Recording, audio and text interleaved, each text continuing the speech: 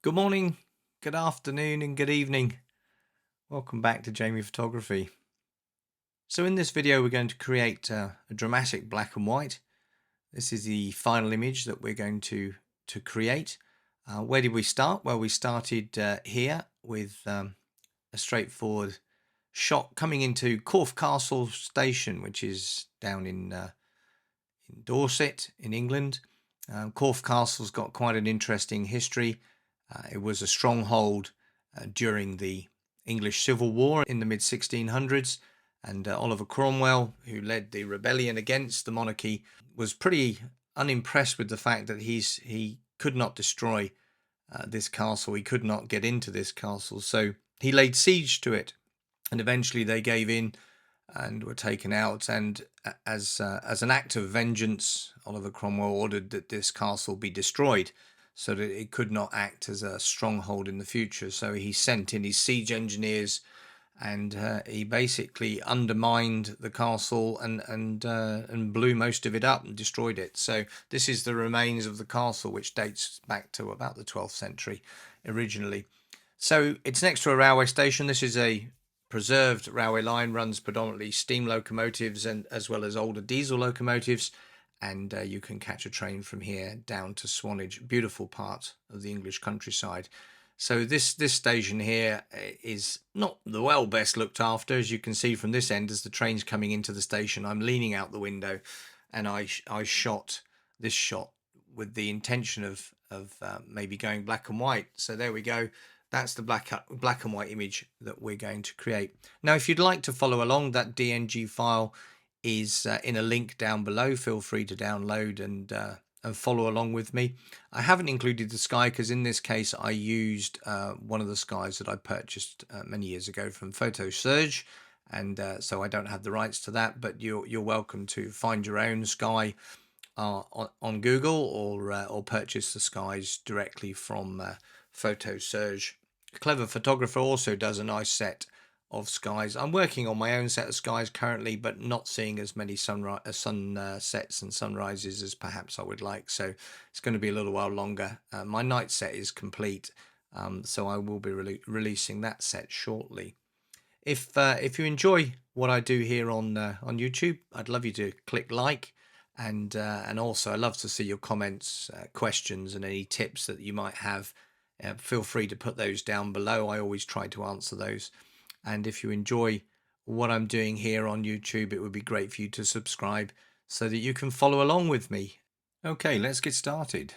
So first thing I'm going to do here, going down to film strip, I'm just going to make a virtual copy of this. Now, I don't normally do this, but I've started to do it more recently because doing these videos, I want to go back and actually find the original DNG, and I don't want to have to reset the original raw file. So what I'm going to do here is I'm just going to right click here. I'm going to create a virtual copy, and that will literally make an identical copy of it. So I can now work with this image, change it as I wish, and then I can always go straight back to the original there whenever I want to. So as you're probably starting to learn with me, my workflow now generally is to go straight to denoise in the detail section, click denoise, and I'm going to run it 50% here. Now you might think, well, why denoise an image that is taken at ISO 200 on a nice sunny day? What I'll do is I'll show you the advantage of this. So at the moment you look at before and after on this roof, and there's very little that you could consider, but we're going to run it 50%. I'm just going to click enhance here, and it's just going to run the little algorithm. Now this is done locally on your computer, so it will depend on the performance of your machine to how quickly it does this, and also having plenty of RAM also helps move this forward quite well. So here we go. Here's the enhanced noise reduction version, and if I click back one, there's the standard DNG, and there's the enhanced version. So here we go, enhanced version, standard DNG. Now if I zoom in on the let's say on this window, you can see there's a little bit of noise there just around the window. So this is the original and this is the enhanced version. So there's a slight improvement. So before and after, you can see there's a slight improvement. Probably quite difficult to see on this shot here. Maybe if I zoom in really close, and we're at 300% already. Let's go to 400%, and we'll just do the before and the after. You can see there's a slight difference. However, if I just move down here to this locomotive, and I look underneath there, and I open up the shadows, so I'm going to 100% open up those shadows. Okay, this is the enhanced version. As you can see there, we're at 400%, and if I go to the standard version, go down to the same position, open up the shadows the same. Now we can see in the shadows, because we've pushed it like nearly 4 stops there, we've got the after and the before, and you can see the difference in noise in those shadows. So there's the after, there's before. So this is why I always run the noise reduction, so we get more detail, particularly in the shadows. Now, one of my earlier videos, I did look at how the algorithm works and whether it's worth doing your noise correction at the beginning or do it after you've made all of your adjustments. And there is some logic to think that you would do it after all of your adjustments, but actually what I found was it makes no difference. The algorithm runs in the software based on the data, and therefore whether you correct it at the beginning and make adjustments, or make adjustments and then correct it at the end, it has absolutely the same effect. So I tend to do it first at the beginning of my my workflow. So I'm just going to bring down the highlights as well here. So we've opened up the shadows, brought down the highlights.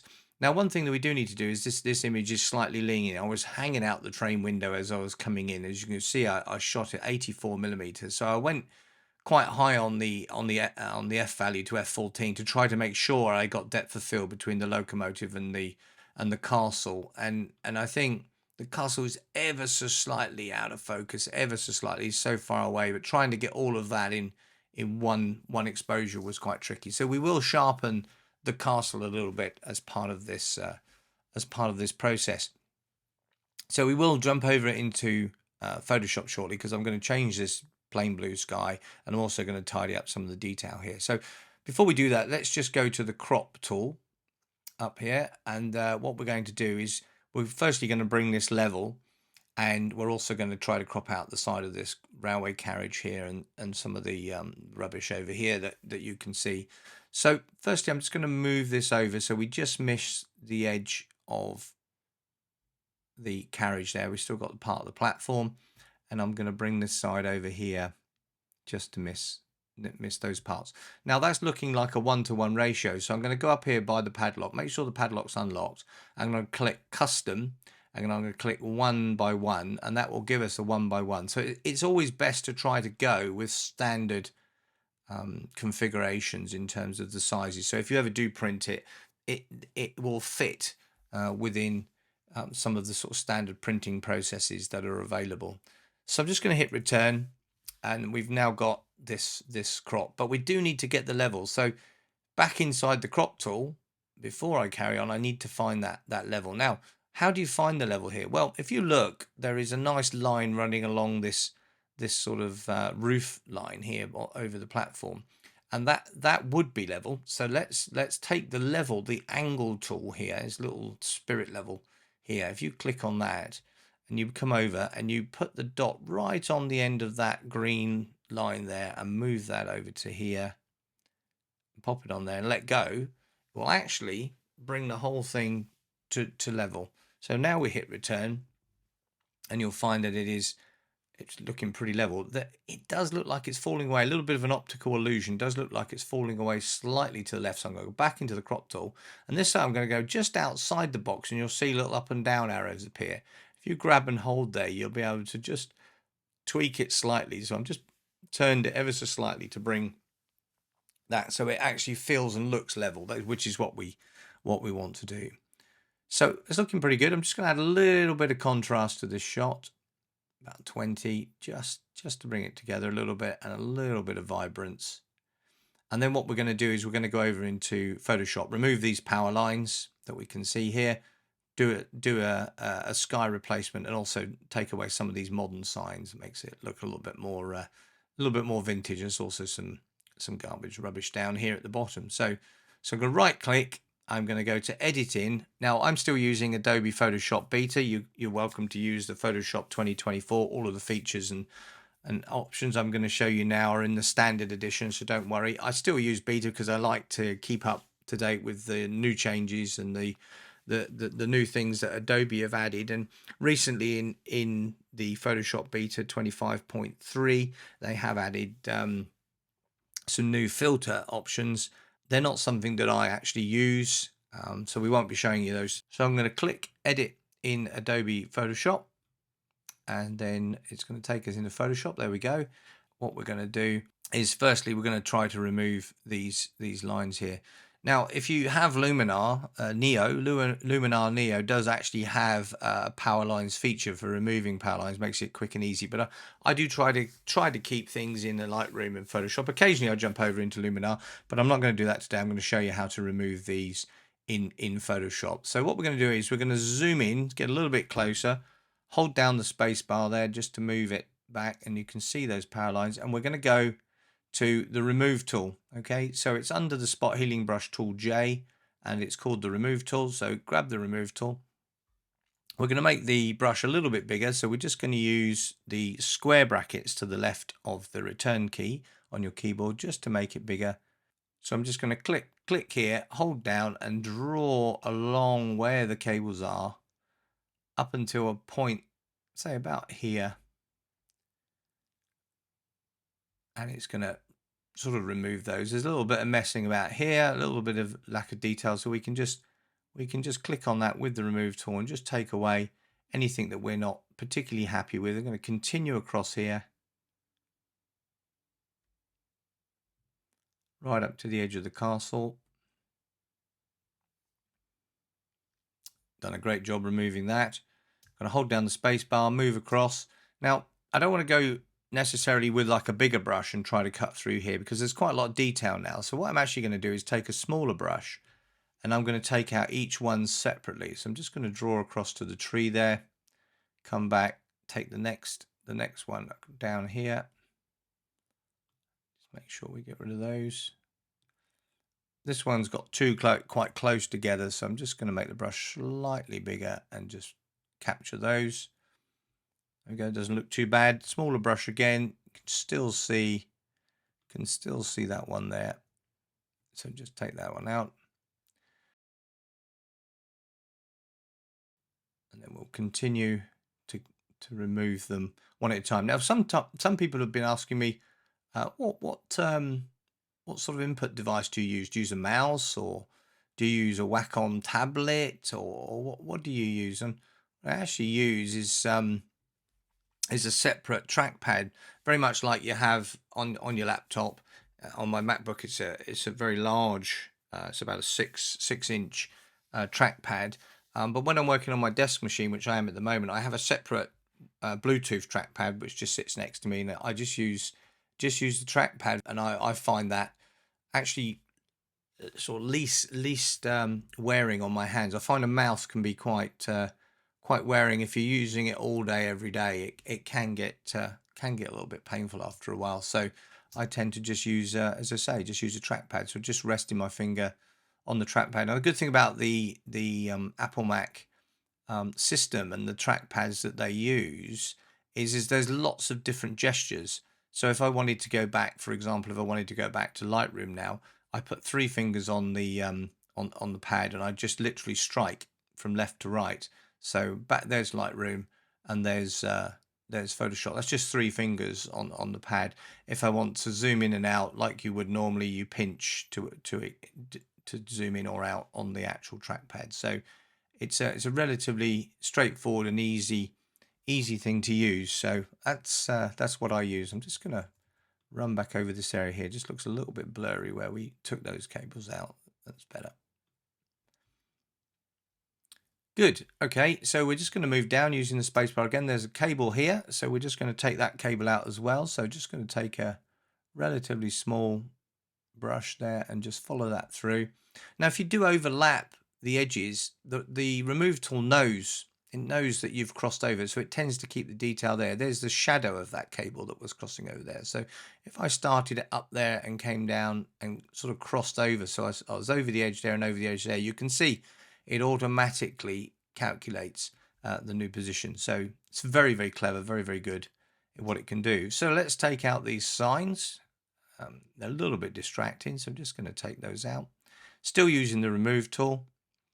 We could use the generative fill tool if we want to, but you know, the remove tool is exceptionally good. And of course, now you have to use your credits if you use generative fills. So we only use that for big items, big objects that we want to remove. So let's take those out. We saw some garbage here, so just going to take a slightly bigger brush here and just paint over the whole amount of it. There we go. And it will just put some grass in. Works very well. There's a little stick there as well. Just take that out. There's also some bits and pieces over here, so I'm going to quickly just tidy these up. Probably if you watch my videos, you'd see I spend an extraordinary amount of time just making sure that there's nothing that's distracting in the image that draws your eye, just in case you do have to print it large. You certainly don't want people to be drawn to something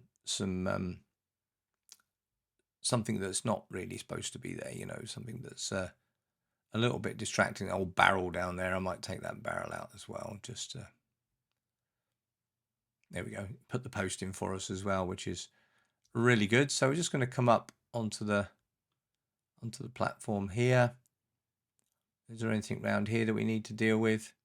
I don't think so. I think we've taken out all the detail. I think this little sign, Corfe Castle sign here, can stay. So I'm okay with that. Yep. Okay, zoom back out. So what we're going to do is we're going to do a sky replacement now. So I'm going to go to Edit. I'm going to go to Sky Replacement. Now I've used that sky many times now, so let's find something a little bit different. And there's quite a lot of stuff that's already presented to you in Photoshop that you get standard. So I'm just going to look through. This one looks quite interesting. Bit too red. What about this one here? I could do it into a day to night, but I'm not going to do it today. There's not enough lanterns really around to give us that sort of that effect. Now, there's nothing here that I particularly like. So what I'm going to do is I'm going to press the plus button, and that will take me into my files. Now, one of the advantages when you work with a Mac is you can just click on an item and press the space bar to view it. And when you're in the view mode, the preview mode, you can then just use the up and down cursors to just move down through the images that you've got to see if you can find something that you like. So I'm looking for something that's quite orange and got a bit more detail. These have all got suns in them. I'm just going to escape that for a second and go back one. So we could also look at golden hour. Here we go. So I'm going to open golden hour up, and we've got quite a few in here. Let's put them into named order. So we'll start with number 1. Again, press the space bar, and then we can just work our way through just to see the skies that I've got. Now, these skies are not my skies. These skies here are skies that I purchased from the Photo Surge website. He has a large collection of skies. I'd encourage you, if you're looking for a large set of skies, to go to his page and see what he's got. I quite like that one there, number 15. They are just JPEGs. I am working on my own set of skies, which is slow going at the moment. I'm not getting as many sunsets as perhaps I would have hoped for, and my own set of skies are going to be provided in raw as well as in high resolution JPEG. So I'm going to go back to 15. That's the one I liked. I'm going to click open, and it's just going to put it now into Photoshop, into the module here. I'm going to, once there it is, click on it, and it's going to apply it to the scene. So now I'm happy with that one for now. I'm just going to click on this little grey space to make this box disappear. Don't click on OK because it closes the module. I'm just going to click there, and then what we can do is we can have a look at the edge just to make sure that let's zoom in a little bit, just to make sure that we've got a good a good sky replacement. And to be fair, it's quite good at what it does. And you can move the fade edge more over, and you can see that it comes more into it there. But to be honest, I think it's done a pretty good job. That was shift edge. The fade edge, I can go from the left to the right just to see what the difference would be. Predominantly looking at these areas around here. You can see we want to go pretty well over to the left. Now the sky itself, we can just flip it. Let me just zoom back out. I'm holding down the Option or Alt key. Just going to hold down the space bar again just to move it to the center. Now we can tick or check this little flip mark here, and that will move it from left to right. That works better because you see the sun's coming from that direction. It actually looks more natural, whereas originally it was around this way, and we've got shadows coming from left to right, and yet all the light's on the right, so that's not correct. So I'm going to use the flip tool there to move it over to this side. I'm just going to add a little bit more color to the sky as well. Just move up the temperature, just give it a little bit more color. That looks nice, and we're just going to make it a little bit darker, I think, just a little bit like that. We're not too much. That's nice. And then the foreground lighting deals with the main image itself. So if I move that to the far left, you can see up here where the castle meets the sky, it's quite light. And if I go all the way to the right, it creates like a darker edge, a higher contrast edge. So I probably want to find some mid-ground there, I think, where that works quite well. That's good. Edge lighting, again, if I go far to the left, you'll see it all deals with the foreground lighting right on with the sky on the edge there. So if I go to the left and then I go to the right, you can see that it deals with this tree, particularly over here, is a good example of what it does. So if I go to the left, you can see you've got this halo around there. Doesn't work very well. And if I go to the right, it removes that halo. So that's what we want. And then the last slider is your color adjustment, and that adjusts the let me just move that back to the center. That adjusts the foreground color to match the sky. So if I move that left, there's less. If I move that to the right, there's more in terms of the color balance, and that seems to work quite well. So I'm going to go there around about 80. That's good. And then the last output is your duplicate layer. You can make it all new layers so that you can deal with the sky and the foreground all separately. It makes about 7 layers in total. Or what I do is just go to duplicate layer, and that just produces, when you click OK, it just produces a duplicate layer which is on top. If I turn it off, there's no sky. If I turn it on, there is a sky. So I'm not too interested in the background sky. I'll leave it there for now, but we will remove it before we close Photoshop because it just adds to the file size unnecessarily. So we've got the sky we want. We've got everything cleared up that we wanted to clear up. Took out the power lines. So I think we're ready to go back into Lightroom. So click on File, click on Close, and then click on Save. Now I don't do File Save. I do Close Save because I don't want it in Photoshop anymore. It's best to keep the memory available in your computer to its maximum to just helps speed up the application that you're running at any one time. You know, a lot of people think, well, I'm going to have all of my tabs open in Chrome and I'm going to leave everything open, and it can be quite convenient to do that. But if you don't have a very powerful computer, all that happens is you use the computer's resources for other things, and it slows the machine down. What I tend to do, and you can see from my bar at the bottom here, I literally just have Photoshop and Lightroom open. I do have Messenger open at the moment just in case somebody wants to give me a shout, but other than that, I don't have Chrome open. I don't have any of the other items open.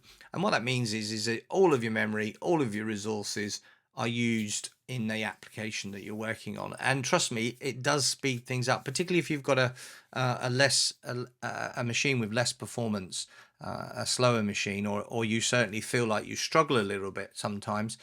Close everything and just use the application that you're using, so all your resources are working hard just to do that, and you'll find it will make a difference, particularly with the older machines where, you know, and they're Intel based machines. They do struggle with modern applications, and so making sure all your resources are available for that one task will help you. It will help with the number of masks you can apply.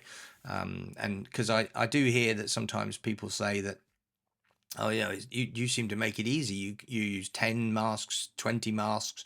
It just keeps running smoothly. Well, I do have a modern machine, and it's a Mac, which does tend to lend itself to creation type applications very well. But you just need to make sure you're making your machine work for the things you want to work on. And as I say, if you close everything else and just use the application, you'll find that you will benefit from some performance gains. So back to the image. We've done the initial Photoshop changes. We've taken out power lines. We've put in the sky. So I'm going to darken the whole image down a little bit now. So I'm just going to bring it down probably to about. Going to go quite deep. I'm actually going to go down to about 2 stops here, and just going to back the saturation off just a little bit. And then what we're going to do is we're going to relight the scene to give us the sort of effects that we want, and we'll do that using masks. So first thing I want to do is brighten the sky up there. So we're going to take a mask, go to masks. We're going to select the sky. Okay, so it's selected the sky for us, and then we're going to go to the 3 little dots to the right of the sky. When you hover over the sky there, you'll see, and we're going to intersect it with, and what we're going to intersect it with is a radial gradient.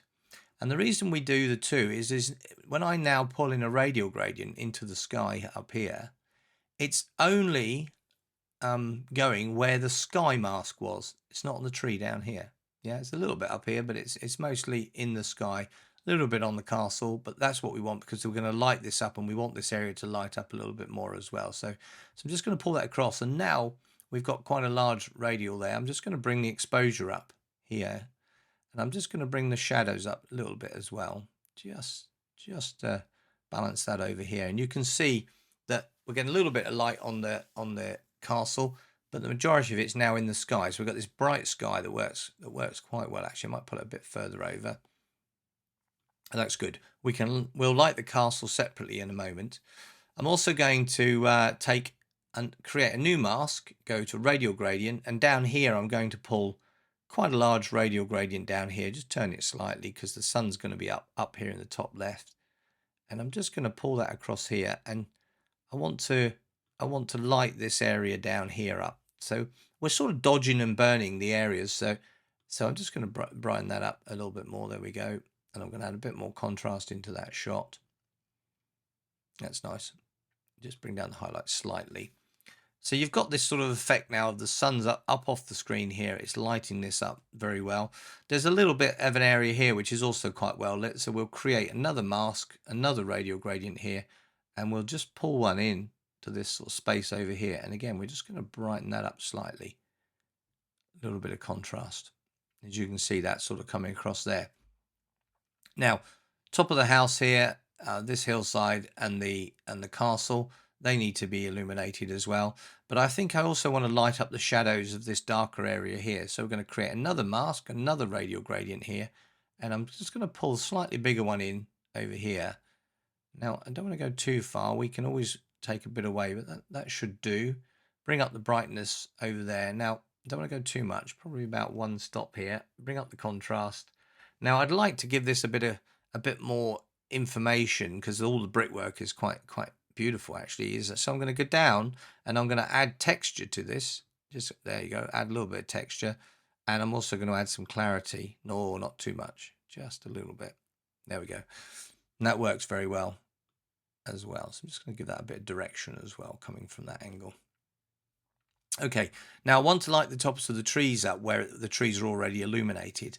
So I'm going to create another mask. This time I'm going to take a brush. Now what's really important here is that you click the auto mask option. And the reason for that is when we hover over, I'm going to make my brush a little bit bigger. When I hover over with the brush, I'm not going to do anything just yet. You'll see that there's a positive in the center of the brush, okay?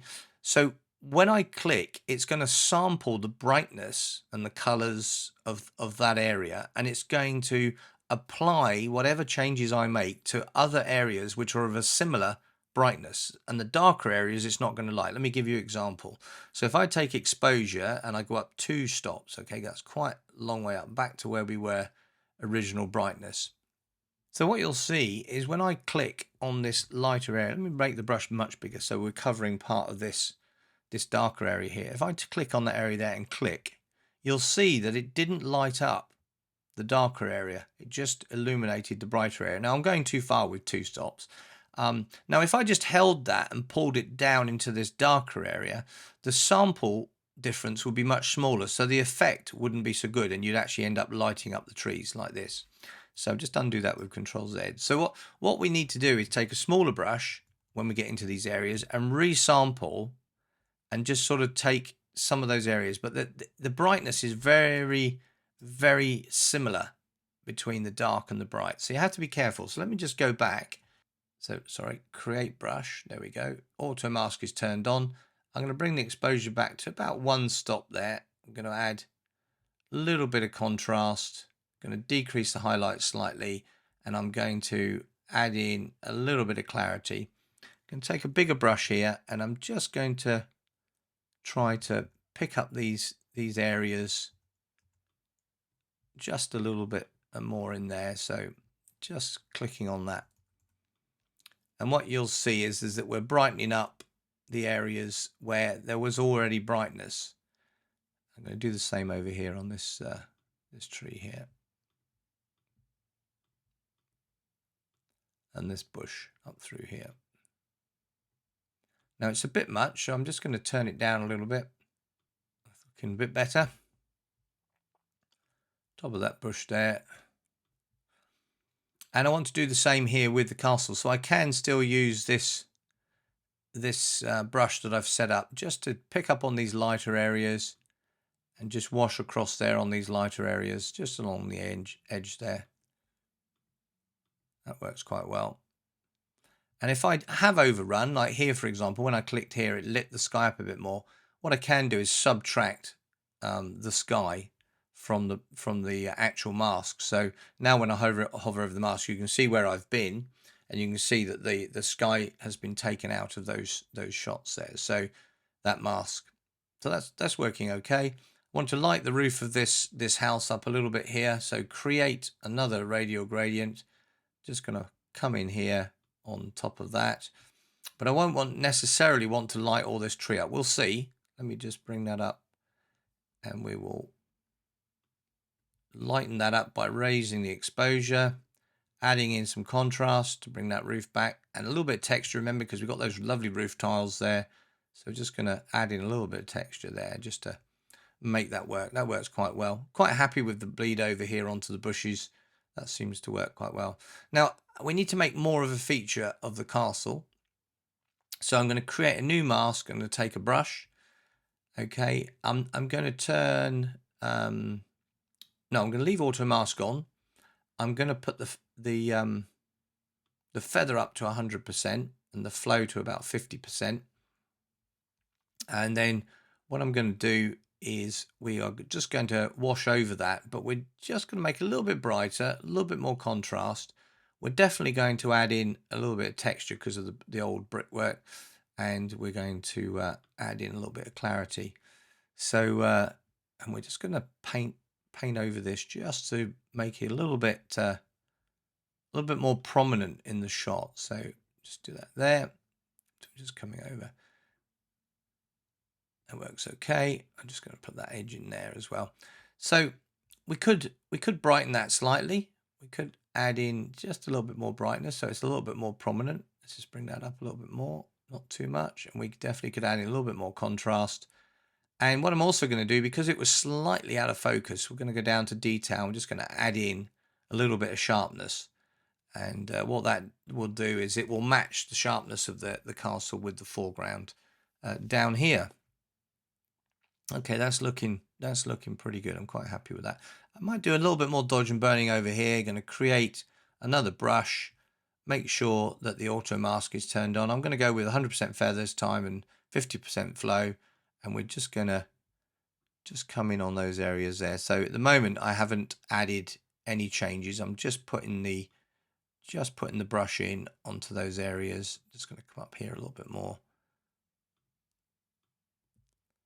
There we go, and a little bit on this tree front edge there as well. I'm just going to put a little bit in this area here. Good.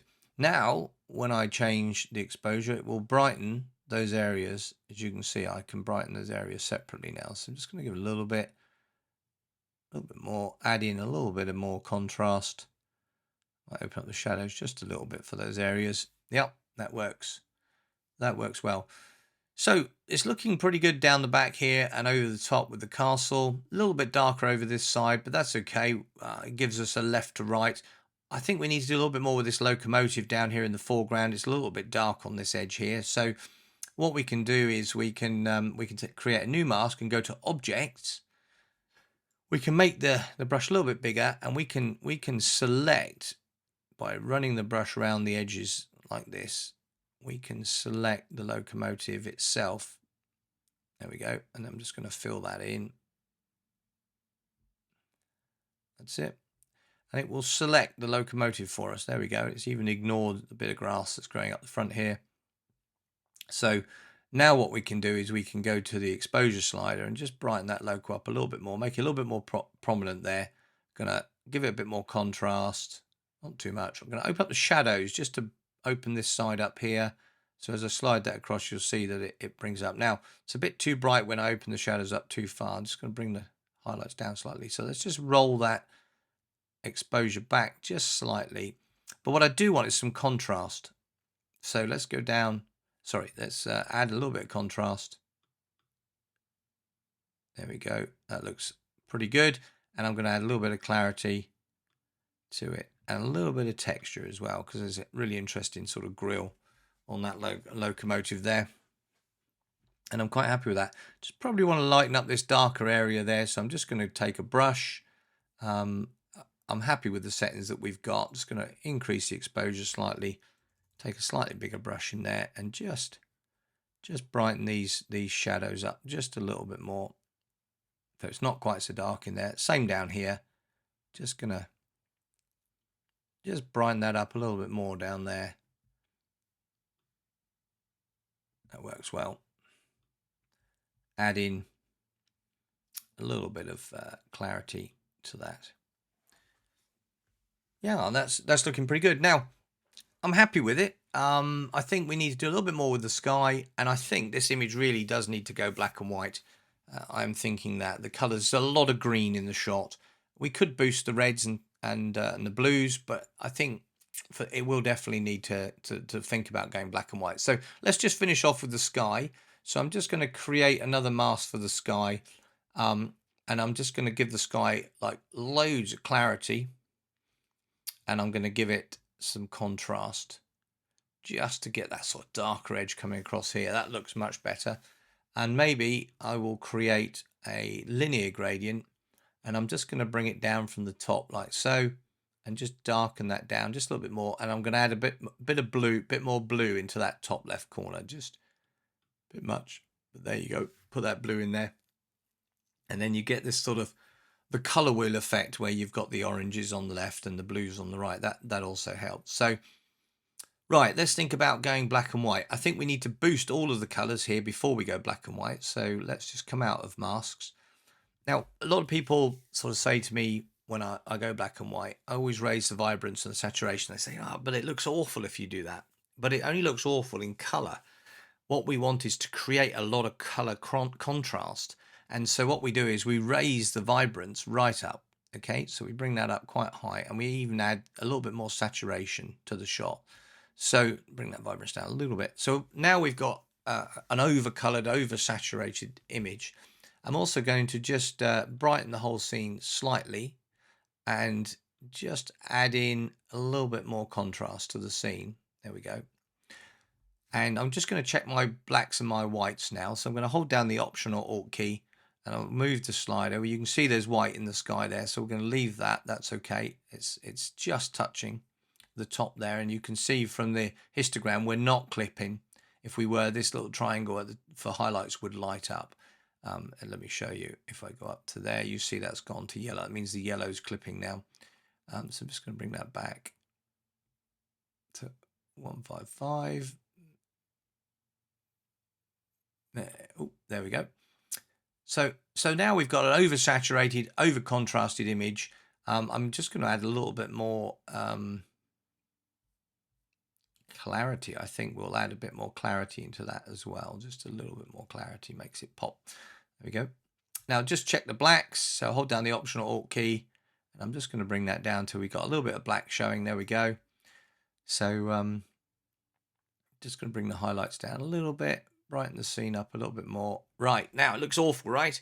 But now we go to the black and white button. We click the black and white button, and now what we can do is play with the colors that we had, because when you go black and white from a color image, and this is why it's important to shoot anything you want to show in black and white, to shoot it in color, because you still have control of the color contrast. And you can see now in the black and white module that's appeared, it has all the colors. So these buffer beams, they were red. So if I take the red slider and move it to the right, they will brighten up. If I move it to the left, they will darken down, because we're only affecting the reds in the scene. Oranges in the sky, again, same thing. We can make them brighter, we can make them darker. So what that does is it allows us to have color contrast in a black and white image. I think that's very, very important. What I tend to do is, rather than moving it a little bit and moving it a little bit to try to find with the yellow here, I'm moving ever so slightly. I tend to give it a big chunk to the right, give it a big chunk to the left. So I now know how much is affecting it. If I go back to the center, I can maybe add a little bit more yellow just to make the green stand out a little bit more. You think, well, the green slider will do that. It will, because if I move that, you'll see that it does the greens. But of course, yellow is a predominant mix in green. So when you move yellow, you also get some pretty good contrast. So I'm just going to bring that green down slightly. The blues, probably want to darken the blues slightly. There we go. And the purple and magentas, there doesn't tend to be a lot of purple and magentas. A little bit in the sky up there with the purple. I can use that to lower that down to create more contrast in the sky. And the same with the magenta. I can just create more contrast in the sky. So I'm going to go roughly round about there. Now, the image looks okay, but we need to just give it something, a little bit of nostalgia, a little bit of vintage look. And the best way to do that is to decrease your clarity. So I'm just going to brighten this image up just a little bit more, and I'm just going to bring the highlights down all the way. So what we're going to do about there, what we're going to do is go down to clarity, and we're going to go to a minus clarity. Boom, there we go. We're going to go down minus. If I go further, you can see it's got quite a vintage look, but I think probably around about minus 15 is where I want to be. I'm going to add in a little bit of texture, just so all like the grills and the bricks still pop a little bit. And I might even add a little bit more contrast, not too much, just to make that work. Bring the shadows down slightly. Yep. Slightly brighter image. And to finish off, we're going to go down to effects. We're going to go to the post crop vignette, and I'm going to drop that in probably around about minus 25. And then whenever you use post crop vignette, it's really important to use the feather slider. So I tend to just open the feather slider right up, and that tends to work quite well. So, oh, did that move when I just feather sliders open all the way? No, that's fine. A little bit dark in the top right corner and not so dark in the bottom left corner. So we're just going to go back into masks. We're going to take a linear gradient, and we're just going to pull a linear gradient in from the bottom left like so, and just darken that off a little bit more, just to get the balance between this corner and this corner here. I'm happy with it being bright up there, because that's where the sun is in the sky. So just add in, drop that highlight slightly, add a little bit more contrast into the sky. And I'm going to say I'm pretty happy with that. That's what I'm going to go with. So I hope you enjoyed the video, and if you did, please click like, and always love to see your comments and your tips and your questions. So feel free to drop those down below as well. I try to answer all of them. And if you haven't already subscribed, it would be great for you to join me here on YouTube, having a great time. And for now, I'm going to say bye-bye.